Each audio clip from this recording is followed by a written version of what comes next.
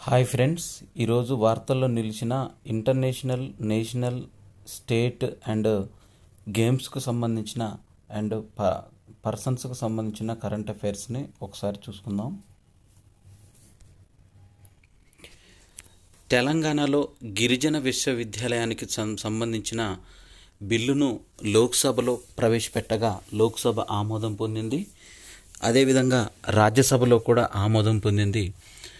ఇక చట్టబద్ధత కోసం రాష్ట్రపతికి ద్రౌపది ముర్ము దగ్గరికి ఈ బిల్లును పంపించారు.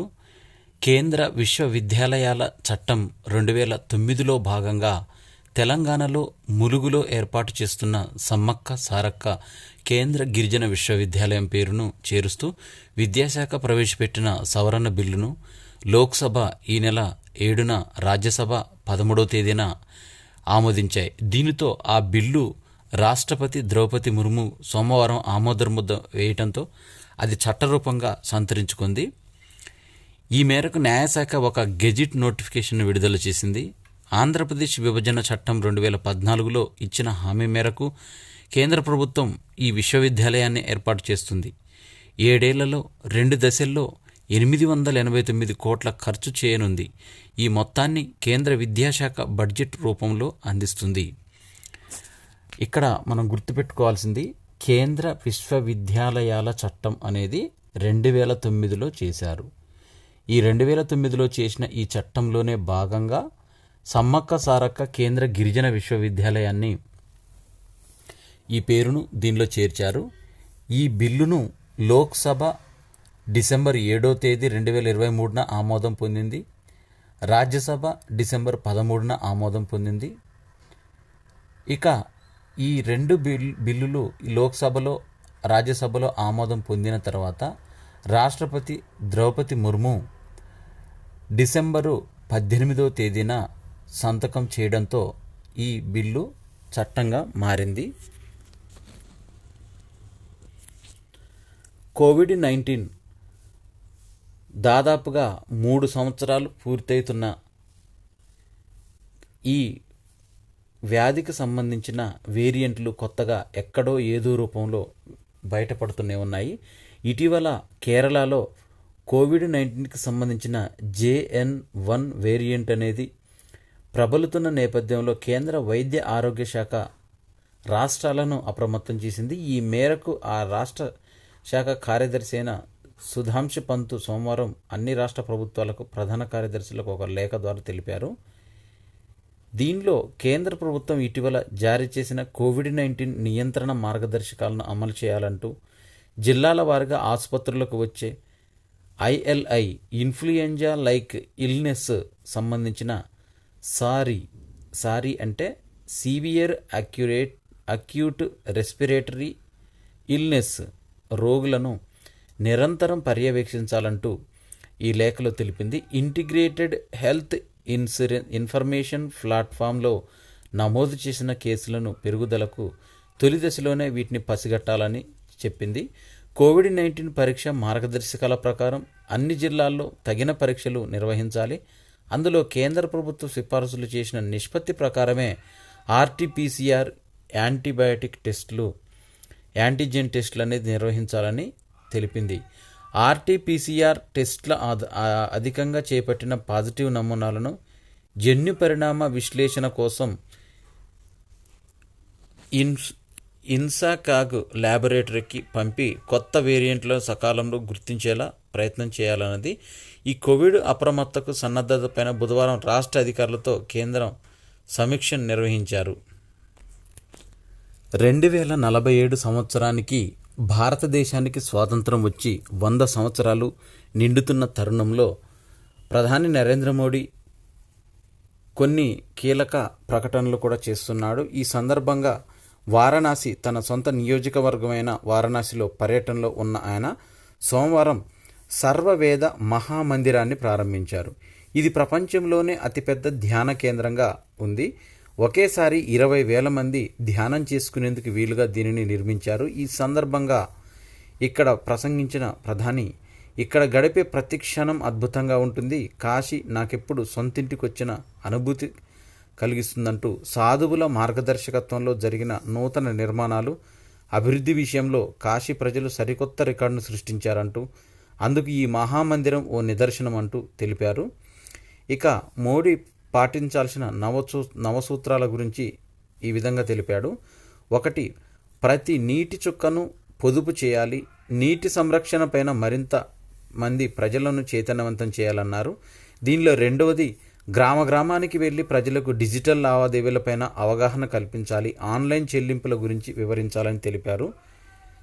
3వది మీ గ్రామం, మీ ప్రాంతం, మీ పట్టణము, మీ నగరాన్ని మరింత పరిశుభ్రంగా తయారు చేసుకునేందుకు పనిచేయాలని తెలిపారు. ఇక 4వ అంశం స్థానిక ఉత్పత్తులను వీలైనంత ఎక్కువగా ప్రోత్సహించాలి. భారత్లో తయారైన ఉత్పత్తులనే వాడాలి అంటూ. 5వ అంశం మొదట దేశంలోని ప్రాంతాలనే సందర్శించాలి. విదేశాలకు వెళ్లాలనే ఆలోచన వచ్చినప్పుడు ముందుగా నా దేశాన్ని సందర్శించాలనే దృక్పథం పెరగాలి. 6వ అంశం రైతులకు సహజ వ్యవసాయ పద్ధతులపైన అవగాహన కల్పించాలి. భూమాతను రక్షించుకోవడానికి ఇది ఎంతో అవసరం. 7వది రోజు తీసుకునే ఆహారంలో శ్రీ అన్నంగా చిరుధాన్యాలు ఉండేలా చూసుకోవాలి. సూపర్ ఫుడ్గా దానిని ప్రోత్సహించాలి. 8వ అంశం శారీరక దృఢత్వాన్ని కలిగి ఉండాలి. యోగా, క్రీడలను జీవితంలో భాగంగా మార్చుకోవాలి. కనీసం 9వ సూత్రం కనీసం ఒక పేద కుటుంబానికి అండగా నిలవాలి. వారికి సహాయం చేయాలి. ఇది దేశంలో పేదరికం అంతం కావడానికి సహకరిస్తుందంటూ నవసూత్రాలను మోదీ ఈ విధంగా తెలిపాడు. ముంబై పేలుళ్లలో ప్రధాన సూత్రధారిగా ఉన్న దావూద్ ఇబ్రహీం పరారీలో ఉన్న ఒక అండర్ వరల్డ్ డాన్. ఇతను 1993 ముంబై పేలుళ్ల తర్వాత దావూద్ ఇబ్రహీం పాకిస్తాన్కి పారిపోయాడు. అతడు తమ దేశంలోనే ఉన్నట్లు పాక్ ఇంతవరకు అంగీకరించలేదు. కానీ దావూద్ కరాచీలోనే ఉన్నాడని ఆయన సోదరి హసీనా పార్కర్ కుమారుడు అలీషా పార్కర్ చెప్పినట్లు జాతీయ దర్యాప్తు సంస్థ నేషనల్ ఇన్వెస్టిగేషన్ ఏజెన్సీ ఈ ఏడాది జనవరిలో దాఖలు చేసిన అభియోగ పత్రంలో పేర్కొంది. అంతేగాక దావూద్ ముఠా కరాచీ విమానాశ్రయంలో నియంత్రిస్తున్న ఎన్ఐఏ వెల్లడించిన దావూద్ను ఐక్యరాజ్యసమితి అంతర్జాతీయ ఉగ్రవాదిగా ప్రకటించిన విషయం తెలిసిందే. అయితే 2018లో ఐక్యరాజ్యసమితి విడుదల చేసిన అంతర్జాతీయ ఉగ్ర సంస్థలు ఉగ్రవాదుల జాబితాలో దావూద్ పేరు కరాచీ అడ్రస్తో ఉంది. అయితే ఇటీవల ఇతను తీవ్ర అనారోగ్యంతో కరాచీలో ఓ ప్రైవేట్ ఆసుపత్రిలో చేరినట్టు సమాచారం. అయితే ఈ హాస్పిటల్లో ఉన్న వ్యక్తులందరినీ ఖాళీ చేసి కేవలము దావూద్ ఒక్కడినే ఉంచి చికిత్స అందిస్తున్నట్టు ఒక మీడియా సంస్థ కథనాలు వెల్లడించింది.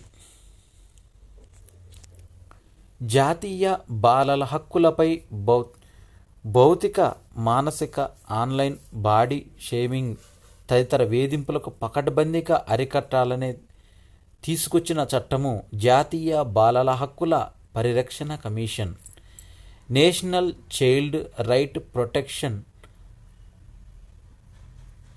ఈ ఎన్సిపిసిఆర్ అనేది ప్రతి ఒక్కరిలో అవగాహన కల్పించే విధంగా పాఠశాలలో విద్యార్థులపై వేధింపులను నిరోధిస్తూ వాటిని ప్రశాంతంగా విజ్ఞానం నేర్చుకునే కేంద్రాలుగా తీర్చిదిద్దాలంటూ తెలిపింది. యాంటీ ర్యాగింగు తదితర అంశాలపైన చిన్నారులకు భద్రత కల్పించాలంటూ ప్రభుత్వానికి సూచించింది. ఆన్లైన్లో తీవ్రమవుతున్న సైబర్ నేరాలను నియంత్రణకు పర్యవేక్షించేందుకు కూడా కొన్ని సూచనలు విడుదల చేసింది. వీటిలో పాఠశాలల్లోని బోధనేతర సిబ్బంది వ్యక్తిగత వివరాలను పోలీసులకు తనిఖీ చేయాలి. 30 రోజుల డేటా స్టోర్ అయ్యేలా పాఠశాలలో సీసీ కెమెరాలను బిగించాలి. బాధితుల్లో సాంత్వన కలిగించడానికి కౌన్సిల్ సేవలు అందుబాటులోకి తీసుకురావాలి. మైదానాలు, భోజనశాలలు తదితరాలను ఉపాధ్యాయులు, వార్డెన్లు పర్యవేక్షిస్తూ ఉండాలి. పాఠశాలలో విద్యార్థుల ఫిర్యాదు సూచన బాక్సులు ఏర్పాటు చేయాలి. వేధింపుల కారణంగా ఎదురయ్యే ఇబ్బందులను బాలలు, సిబ్బందికి షార్ట్ ఫిలిమ్స్, నాటకాల ద్వారా వివరించాలి. ఆన్లైన్లో బాధ్యతాయుతంగా ఉండటంపై పిల్లలకు శిక్షణ ఇవ్వాలి. విద్యార్థుల మధ్య పరస్పర సహకారం, సానుభూతి ఉండే వాతావరణం సృష్టించాలి. వేధింపులపై బహిరంగంగా మాట్లాడేలా చిన్నారులను ప్రోత్సహించాలి. సామాజిక భావోద్వేగ అభ్యసన కార్యక్రమాన్ని పాఠ్యాంశంలో అంతర్భాగం చేయాలి. వేధింపుల బారిన పడిన చిన్నారుల లక్షణాలు, వారి మానసిక స్థితిని గుర్తించడంపైన తల్లిదండ్రులు, ఉపాధ్యాయులకు ఒక అవగాహన కల్పించాలంటూ జాతీయ బాలల హక్కుల పరిరక్షణ కమిషన్ ఈ సందర్భంగా తెలిపింది. భారతదేశం మొత్తంలో భారత రాష్ట్రపతికి 2 విడిదిలున్నాయి.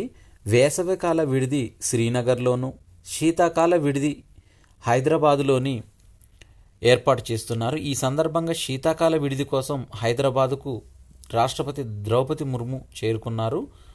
సాయంత్రం 6:15 చేరుకున్న ఆమెను గవర్నర్ తమిళిసై సౌందరరాజన్, తెలంగాణ రాష్ట్ర సీఎం రేవంత్ రెడ్డి, ఉప ముఖ్యమంత్రి బట్టి విక్రమార్క ఆత్మీయంగా స్వాగతం పలికారు. ఆమె నేరుగా బొల్లారంలోని రాష్ట్రపతి నిలయానికి వెళ్లారు. భారత రాష్ట్రపతి ఈ నెల 23 వరకు బొల్లారంలోని రాష్ట్రపతి భవనంలో ఉంటున్నట్టు అధికారులు తెలిపారు. తెలంగాణ రాష్ట్రంలోని అతిపెద్ద విమానాశ్రయం శంషాబాద్ నుంచి మస్కట్కు నేరుగా సోమవారం నుంచి సలాం ఎయిర్లైన్స్ విమాన సర్వీసులను ప్రారంభించినట్లు విమానాశ్రయ అధికారులు తెలిపారు. మొదటి విమానంలో మస్కట్ వెళ్తున్న ప్రయాణికులకు ఎయిర్లైన్స్ ప్రతినిధులు, విమానాశ్రయ అధికారులు పుష్పగుచ్చాలతో స్వాగతం పలికారు. అనంతరం జ్యోతిని వెలిగించి విమాన సర్వీసుకు జెండా ఊపారు. ఆదివారం, మంగళవారం, బుధవారం, శుక్రవారం తెల్లవారుజామున 3:55 3:55 శంషాబాద్ నుంచి సలాం ఎయిర్లైన్స్ విమానం బయలుదేరుతుంది. ఉదయం 6 గంటలకు మస్కట్కు చేరుకుంటుంది. తిరిగి రాత్రి 10:15కు అక్కడి నుంచి బయలుదేరుతుంది అని విమానాశ్రయ సీఈఓ ప్రదీప్ ఫణికర్ ఒక ప్రకటన ద్వారా తెలిపారు. కార్మిక శాఖ ఉద్యోగ ఉపాధి సంబంధించిన వివరాలను, వారి శాతం ఏ విధంగా ఉంది, రాష్ట్ర కార్మిక శాఖ ఒక నివేదిక ద్వారా వెల్లడించింది. ఈ నివేదికను జూలై నుంచి సెప్టెంబర్ మధ్య తయారైంది. 15 నుంచి 29 ఏళ్ల యువతలో నిరుద్యోగ రేటు ఏ విధంగా ఉంది, కార్మిక బలగాలలో 15 నుంచి 29 ఏళ్ల యువతలో ఈ వాటా ఎంత శాతం ఉందంటూ, కార్మిక బలంలో పెరిగిన యువకుల్లో పెరిగిన నిరుద్యోగం అంటూ ఒక నివేదికను విడుదల చేసింది. ఈ నివేదికను గతేడాది జూలై నుంచి సెప్టెంబర్ మధ్య 15 నుంచి 29 ఏళ్ల యువత పురుషులు, మహిళలతో కలిపి నిరుద్యోగ రేటు 21.8% ఉండగా ఈ ఏడాది ఇదే కాలానికి 23.9% చేరింది. అంటే నిరుద్యోగులు 2.1% పెరిగారు. ప్రత్యేకించి పురుషుల్లో నిరుద్యోగత 3.2% పెరిగింది. ఇదే సమయంలో మహిళల నిరుద్యోగత రేటు 25.2 నుంచి 24.3కి తగ్గింది. ఇక పురుషులు, మహిళల వాటాల్లో మార్పులు. యువత కార్మిక బలగంతో పురుషుల వాటా ఏడాదిలో 55.4% నుంచి 50.7%కి తగ్గింది. దీంతో మొత్తం యువత, పురుషులు, మహిళలు కలిపి కార్మిక బలగం 38.6% నుంచి 37.9%కి పడిపోయినట్టు. అదే సమయంలో యువత కార్మిక బలగంలో మహిళల వాటా 21 నుంచి 24%కి పెరిగింది అంటూ ఈ కార్మిక శాఖ విడుదల చేసిన నివేదిక ఫలితాలు. నేషనల్ ఎగ్ కోఆర్డినేషన్ కమిటీ, జాతీయ కోడిగుడ్ల సమన్వయ సంఘం నెక్ వరంగల్ జోనల్లో కమిటీ ఆదిలాబాదు, నిజామాబాద్, కరీంనగర్, వరంగల్, ఖమ్మం, నల్గొండ ఇవన్నీ కూడా వరంగల్ జోన్ కిందికి వస్తాయి. ఈ ఎన్నికలు నిర్వహించగా నెక్ జోనల్ చైర్మన్గా ఎర్రబెల్లి ప్రదీప్ కుమార్ వరంగల్ జోన్కు, వైస్ చైర్మన్గా ఎం నిశాంత్ కుమార్ కరీంనగర్, కోశాధికారిగా పరుచూరి కిరణ్ కుమార్ ఖమ్మం, సభ్యులుగా త్రిపురనేని సుబ్రహ్మణ్యం, బొబ్బాల శ్రీనివాసరెడ్డిలు ఏకగ్రీవకంగా ఎన్నికయ్యారు. వీరు తమ నమ్మకంపై 6వసారి ఏకగ్రీవకంగా ఎన్నుకున్న రైతులకు రుణపడి ఉంటామంటూ తెలిపారు. వీరు జాతీయ స్థాయిలో నేషనల్ ఎగ్ కోఆర్డినేషన్ కమిటీ తరపున కోడిగుడ్లు తినడం ద్వారా మనుషుల్లో కలిగే ఆరోగ్యం, వాటి లాభాల గురించి ప్రచారం చేస్తూ ఉంటారు. ఈజిప్టు అధ్యక్ష ఎన్నికల్లో ప్రస్తుత అధ్యక్షుడు అబ్దుల్ ఫతా ఎల్సిసి వరుసగా 3వసారి కూడా విజయం సాధించారు. 9 ఏళ్ల నుంచి దేశాన్ని పాలిస్తున్న ఈ మాజీ సైన్యాధికారి మరో 6 ఏళ్ల పాటు ఈ పదవిలో ఉండనున్నారు. సోమవారం వెలువడిన ఎన్నికల ఫలితాల్లో 89.6% ఓట్లు రాగా ఇతనికి ఆయనపై పోటీ చేసిన ముగ్గురు అభ్యర్థులు ఏ ఒక్కరికి 5% ఓట్లు కూడా రాలేదు. ప్రస్తుత ఈజిప్టు తీవ్ర ఆర్థిక సంక్షోభంలో ఉన్న నెలవారీ ద్రవ్యోల్బణం రేటు 30% పైగానే ఉంది. గడిచిన 22 నెలల్లో ఈజిప్టు కరెన్సీ 50% విలువను కోల్పోయింది. 10.5 crores ఉన్న ఈజిప్టు జనాభాలో 3/3 మంది పేదరికంలో మగ్గిపోతున్నారు. గతంలో సైన్యాధికారిగా పనిచేసిన ఎల్సిసి 2013లో సైనిక తిరుగుబాటు చేసి నాటి నుంచి దేశాధ్యక్షుడిని కూలదోశారు. 2014 మధ్యలో తొలిసారి, 2018లో రెండోసారి అధ్యక్షుడిగా ఎన్నికయ్యారు. 2019లో రాజ్యాంగ సవరణ ద్వారా పదవీ కాలాన్ని 2 ఏళ్లు పొడిగించుకున్న ఎల్సిసి ఇప్పుడు మూడోసారి 6 ఏళ్ల పదవీ కాలానికి ఎన్నికయ్యారు. ఈజిప్టు ఆర్థిక వ్యవస్థ దశాబ్దాలుగా అస్తవ్యస్తంగా ఉంది. 2 సార్లు IMF నుంచి రుణాలు తీసుకున్న ధరలు పెరగడమే తప్ప ఒరిగిందేమీ లేదంటూ ఈసారి ఎన్నికైతే ఆర్థిక వ్యవస్థను చక్కదిద్దుతానంటూ ఎల్సిసి హామీని కూడా ఇచ్చారు. ఈ విధంగా ఎన్నికైన ఈజిప్టు అధ్యక్షుడికి భారత ప్రధాని నరేంద్ర మోడీ సోమవారం శుభాకాంక్షలు తెలిపారు. ఉత్తర కొరియా వివిధ దేశాలపైన కవ్వింపు చర్యలకు ఎప్పుడు కాలుదూవుతూనే ఉంటుంది. దీనిలో భాగంగానే ఒక ఖండాంతర బాలిస్టిక్ క్షిపణిని, ఇంటిగ్రేటెడ్ బాలిస్టిక్ మిసైల్ని విజయవంతంగా సోమవారం నాడు ప్రయోగించింది. గత 5 నెలల్లో ఓ ఇంటిగ్రేటెడ్ కాంబాక్ట్ బాలిస్టిక్ మిసైల్ను ప్రయోగించడం ఇదే మొదటిసారి. దక్షిణ కొరియా, జపాన్లు ఈ ప్రయోగాన్ని ధృవీకరించాయి. ఈ క్షిపణి 6000 కిలోమీటర్ల ఎత్తుకు చేరుకుంటుందంటూ జపాన్ తెలిపింది. దీన్ని మరింత మెరుగైన, చురుకైన ఆయుధంగా నిపుణులు భావిస్తున్నారు. ఇది దక్షిణ కొరియా తెలిపింది. దీని గరిష్టంగా 6000 కిలోమీటర్ల ఎత్తు వరకు చేరుకుంటుందంటూ జపాన్ ఒక అంచనా వేసింది. ఈ ప్రయోగ ఫలితాలు ఉత్తర కొరియా ఈ ఏడాది జూలైలో నిర్వహించిన హ్వాసాంగ్-18 క్షిపణి రెండో పరీక్షతో సరిపోల్తాయి. హ్వాసాంగ్-18 తన అణ్వాయుధాల్లో అత్యంత శక్తివంతమైనదిగా పేర్కొన్నారు. అమెరికా, దక్షిణ కొరియా, జపాన్లు తాజాగా ఈ క్షిపణి ప్రయోగాన్ని కూడా ఖండించాయి. నిన్నటి రోజున ఖరగ్పూర్ ఐఐటిలో 69వ వార్షికోత్సవం అనేది స్నాతకోత్సవం జరిగింది. ఈ స్నాతకోత్సవంలో భారత రాష్ట్రపతి ద్రౌపది ముర్ము పాల్గొన్నారు.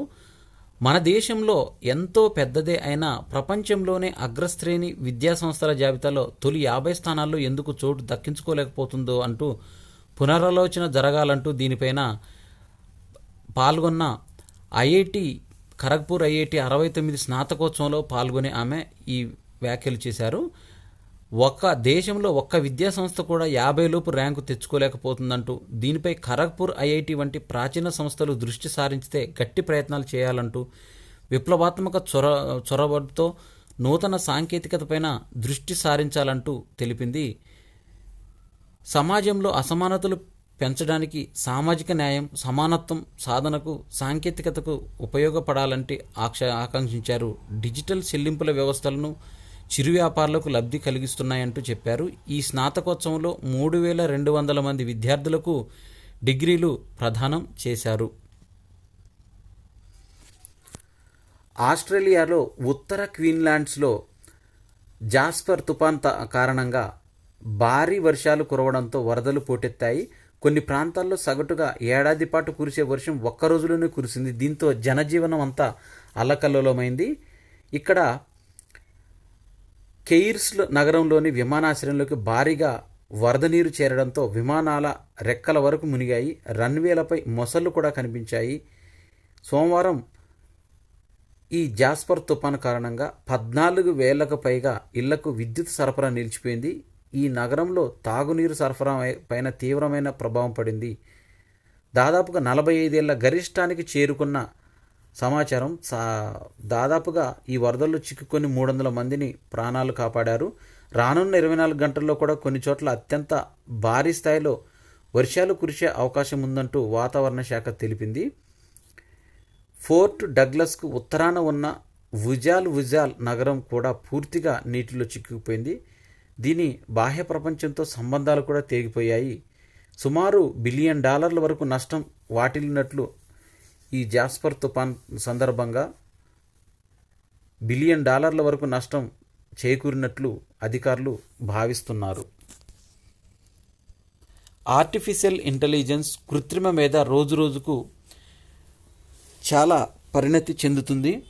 జైలులో ఉన్న మాజీ ప్రధాని ఇమ్రాన్ ఖాన్ తన పార్టీ మద్దతుదారులను ఉద్దేశించి కృత్రిమ మేధ సాయంతో సభలో ప్రసంగించడం పాకిస్తాన్లో సంచలనం రేపింది. ఫిబ్రవరిలో జరగనున్న ఎన్నికల్లో ఆయన పార్టీ పాకిస్తాన్ తెహ్రీక్ ఈ ఇన్సాఫ్ పీటీఐ పోటీ పడుతున్న సంగతి తెలిసిందే. అయితే కృత్రిమ మేధ సహాయంతో ఇమ్రాన్ ఖాన్ ప్రసంగించడం నిబంధనల మేరకే ఉందా లేదా అనేది తెలియరాలేదు. అయితే ఇది ఆ పార్టీకి ఎంతో మేలు చేస్తుందంటూ రాజకీయ విశ్లేషకులు అభిప్రాయపడుతున్నారు. లండన్లోని మేడమ్ టుసాడ్స్ మ్యూజియం ప్రపంచవ్యాప్తంగా ప్రసిద్ధిగాంచిన పలు రంగాలలో పనిచేస్తున్న వ్యక్తులు ప్రభావితం చేసే వారందరికీ ఎవరైతే ఉంటారో ప్రపంచవ్యాప్తంగా వారికి ఏటా వారి మైనపు విగ్రహాలను చేసి ఈ టుసాడ్స్ మ్యూజియంలో ప్రదర్శిస్తూ ఉంటుంది. ఇందులో భాగంగా బాలీవుడ్ నటుడైన రణవీర్ సింగ్కు కూడా ఈ అరుదైన గౌరవం లభించింది. ఎంతో ప్రతిష్టాత్మకంగా భావించే ఈ టుసాడ్స్ మ్యూజియం లండన్లోని ఆయన మైనపు విగ్రహాన్ని ఏర్పాటు చేశారు. దానికి సంబంధించిన ఫోటోలను రణవీర్ సామాజిక మాధ్యమాల్లో వేదికగా పంచుకున్నాడు. ఇంతమంది ప్రముఖుల మధ్య నా మైనపు విగ్రహాన్ని చూస్తుంటే చాలా ఆనందంగా ఉందంటూ, ఇది మరిచిపోలేని క్షణమంటూ, తన సినిమా ప్రయాణమే ఈ విజయానికి కారణమంటూ రణవీర్ వెల్లడించాడు. 2025-26 కల్లా 1000 మెగావాట్ల పునరుత్పాదక విద్యుత్ ప్రాజెక్టులపైన 6,000 కోట్ల వరకు పెట్టుబడి పెడతామంటూ అంబుజా సిమెంట్స్ ఒక ప్రకటన ద్వారా తెలిపింది. గుజరాత్, రాజస్థాన్లోని సౌర పవన విద్యుత్ ప్రాజెక్టుల కోసం ఈ పెట్టుబడులను అంతర్గతంగానే సమీకరించనున్నట్లు ప్రస్తుతం ఉన్న 84 మెగావాట్ల సౌర విద్యుత్ ప్రాజెక్టుకు అదనంగా గుజరాత్లో 600 మెగావాట్ల సౌర విద్యుత్ ప్రాజెక్టులు, 150 మెగావాట్ల పవన విద్యుత్ ప్రాజెక్టులు, రాజస్థాన్లో 250 మెగావాట్ల విద్యుత్ ప్రాజెక్టులను జత చేరనున్నాయి. 2025-26 కల్లా సాధిస్తామంటూ తమ సంస్థ తెలిపింది. పర్యావరణ హిత భవిష్యత్తు కోసం 6,000 కోట్లు పెట్టుబడి పెట్టాలంటూ ఈ అంబుజా సిమెంట్స్ ఒక ప్రకటన ద్వారా తెలిపింది.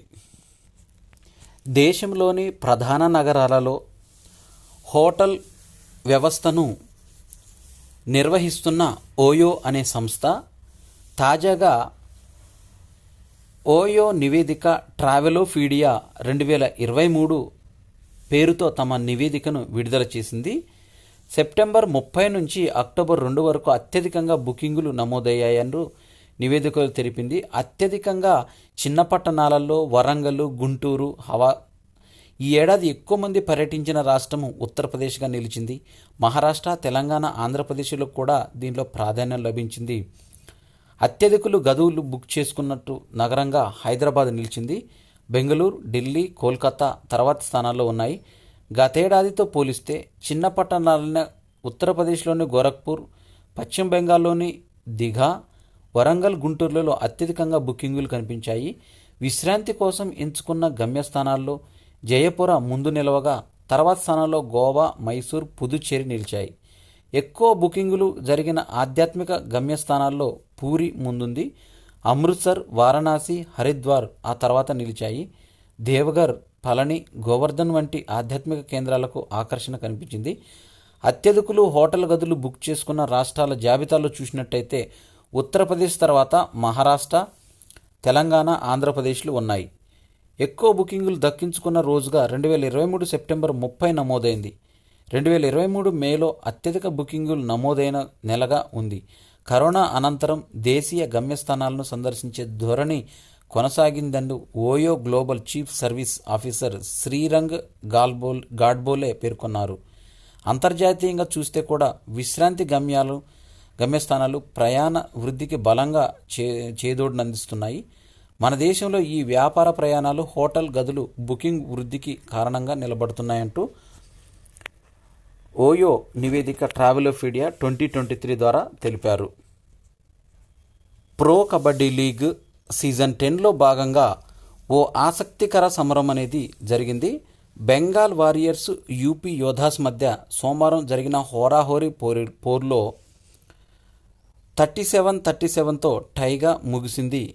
ఇక ఆఖరిలో నితిన్ 2 కీలక పాయింట్లు సాధించడంతో స్కోరు 36-36గా మారింది.